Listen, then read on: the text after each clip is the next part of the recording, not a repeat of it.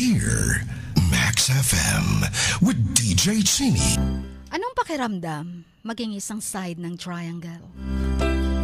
Paano na lang yung triangle na yon ay isosceles pala?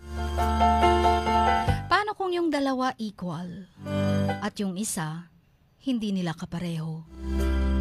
Paano kung ikaw yung side na walang kapartner? Anong mararamdaman mo? Dear Max FM, magandang hapon po sa inyo at sa inyong mga tagapakinig. Magbabahagi lang po ako ng aking karanasan. Karanasan tungkol sa buhay, pag-ibig at kaibigan. Actually, pangalawa ko na po itong sulat sa inyo.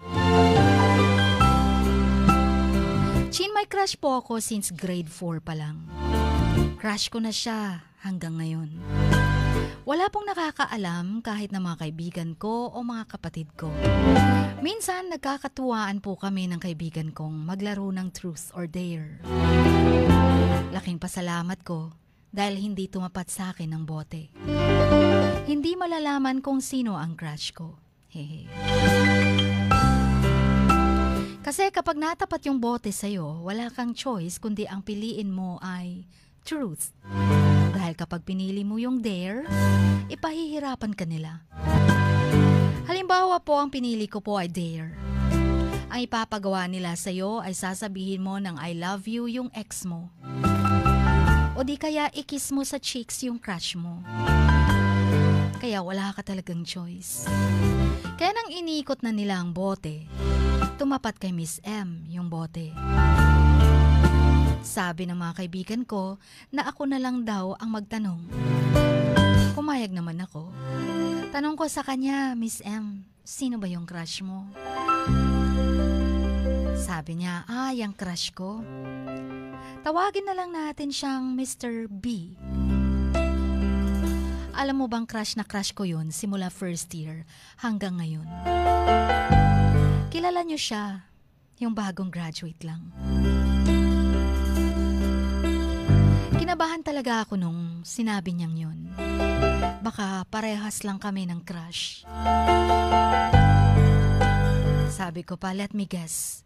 Yung mataas na moreno, yung palaging kasama ni Mr. P. Yung sa section E.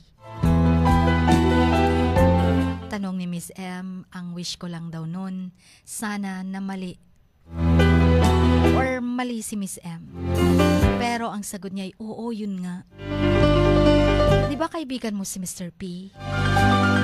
Tulungan mo naman ako. Sige na, please. Alam mo, Chi, nasaktan ako. Ewan ko nga ba kung bakit sobrang nasaktan ako. Nalilito ako ng mga time na yon pero pumayag naman ako na magkalapit sila. Hindi naman ako galit sa kaibigan ko dahil wala naman silang alam. Pero galit ako sa sarili ko. Dahil parang mahal ko na siya. Pero mas mahalaga pa sa akin ang pagkakaibigan namin kesa sa mahal ko. Ayokong masira yung friendship namin nang dahil sa isang lalaki. Tanong ko lang po, tama ba yung desisyon kong hindi na lang sinabi sa mga kaibigan ko kung sino ang crush ko na sobrang matagal ng crush? O sabihin na lang nating mahal ko na? Ano po ba yung feeling ng in love ka? Kung sasabihin ko po kay Miss M, ang totoo, na mahal ko na yung crush niya. Masisira yung friendship namin. Pero hanggang kailan ba ako magiging side ng isang triangle? Sa tatlong sulok na yun, tatlong sides na yun. Ang dalawa ay magka-partner. Paano naman yung isa? Hanggang dito na lamang po ang aking sulat.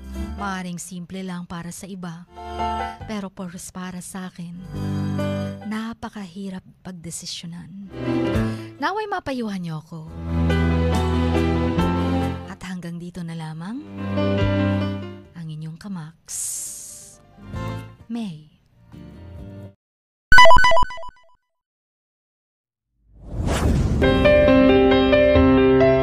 Sing like no one is listening. Love like you've never been hurt. Dance like nobody is watching. And live like it is heaven on earth. Dear Max FM. Dear Max FM with DJ Chini. Samahan si DJ Chini tuwing 1:00 hanggang 3:00 ng hapon, Lunes hanggang Biyernes sa Dear Max FM. Dear Max FM with DJ Chini. Ipadala na ang sarili niyong kwento, matuto ng leksyon at gawin itong inspirasyon. Dear Max FM with DJ Chini.